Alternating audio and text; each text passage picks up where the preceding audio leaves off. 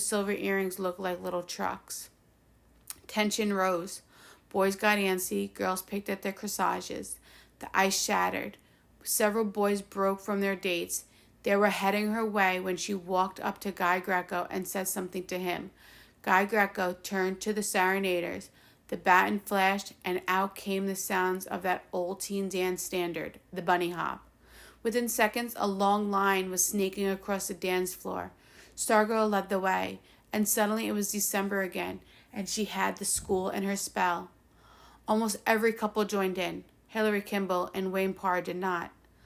The line curled back and forth across the netless tennis courts. Stargirl began to improvise. She flung her arms to a make-believe crowd like a celebrity on a parade. She waggled her fingers at the stars. She churned her fists like an egg beater. Every action echoed down the line behind her. The 3 hops of the bunny became 3 struts of the vaudeville vamp, then a penguin waddle, then a tippy-toed press. Every new move brought new laughter from the line. When Guy Greco ended the music, howls of protest greeted him. He restruck the downbeat. To delighted sequels, Stargirl led them off the parquet dance floor onto the other courts, and then through the chain-link fence and off the tennis courts altogether. Red carnations and wrist corsages flashed as the light headed onto the practice putting green of the golf course. The line doodled around the holes, in and out of side pools of lantern light. From the dance floor, it seemed to be more than it was. 100 couples, 200 people, 400 dancing legs seemed to be a single festive flowery creature, a fabulous millipede. Then there was less and less to see as the head vanished and the rest curled through the fringe of the light and followed, like the tail of a powder blue dragon, into the darkness. One girl in chiffon had a tiff with her date and ran off toward the first tee, calling, "Wait for me!"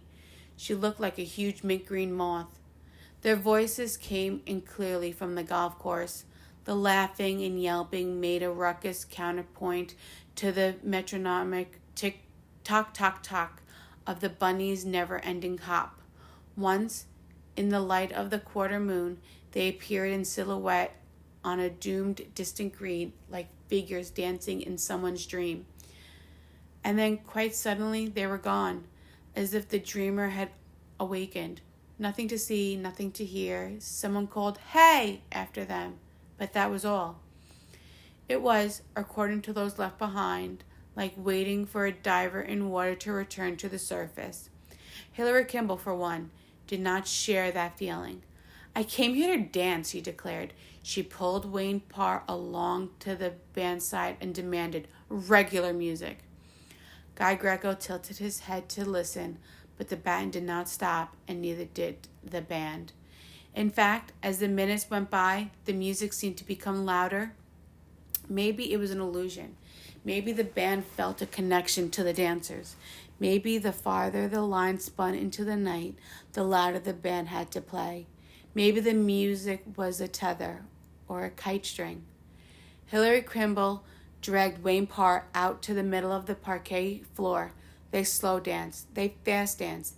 They even tried an old-fashioned jitterbug. Nothing worked. Nothing went with the triple thumping drum beat of the bunny hop itself. Hillary's orchid shed petals as she beat her fist on Wayne Parr's chest.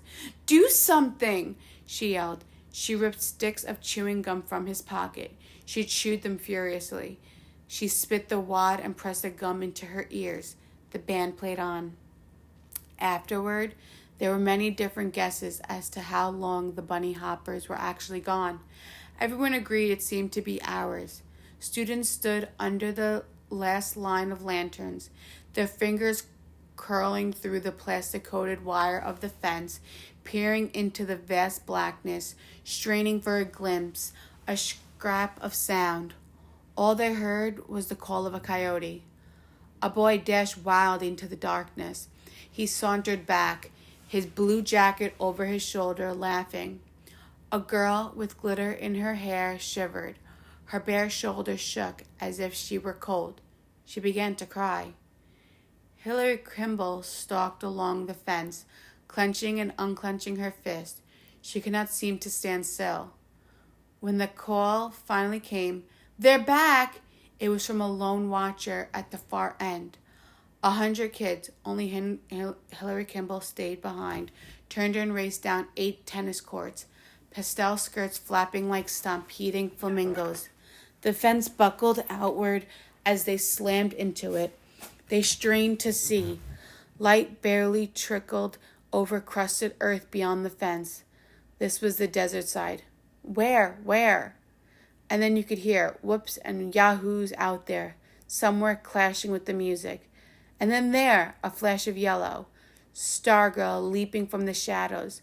The rest followed out of the darkness, a long powder blue, many-heading birthing. Hop, hop, hop. They were still smack on the beat. If anything, they seemed more energized than before. They were fresh. Their eyes sparkled in the lantern light. Many of the girls wore browning, half-dead flowers in their hair. Stargirl led them along the outside of the fence. Those inside got up a line of their own and hopped along. Guy Greco struck the downbeat 3 final times, hop, hop, hop, and the 2 lines collided at the gate in a frenzy of hugs and shrieks and kisses. Shortly after, as the Serenaders gratefully played Stardust, Hillary Kimball walked up to Stargirl and said, "You ruined everything," and she slapped her. The crowd grew instantly still. The 2 girls stood facing each other for a long minute. Those nearby saw on Hillary's shoulders and eyes a flinching. She was waiting to be struck in reply. And in fact, when Stargirl finally moved, Hillary winced and shut her eyes. But it was lips that touched her, not the palm of a hand. Stargirl kissed her gently on the cheek. She was gone by the time Hillary opened her eyes. Dory Dilson was waiting. Stargirl seemed to float down the promenade in her buttercup gown. She climbed into the sidecar. The flowered bicycle rolled off into the night, and that was the last any of us ever saw of her.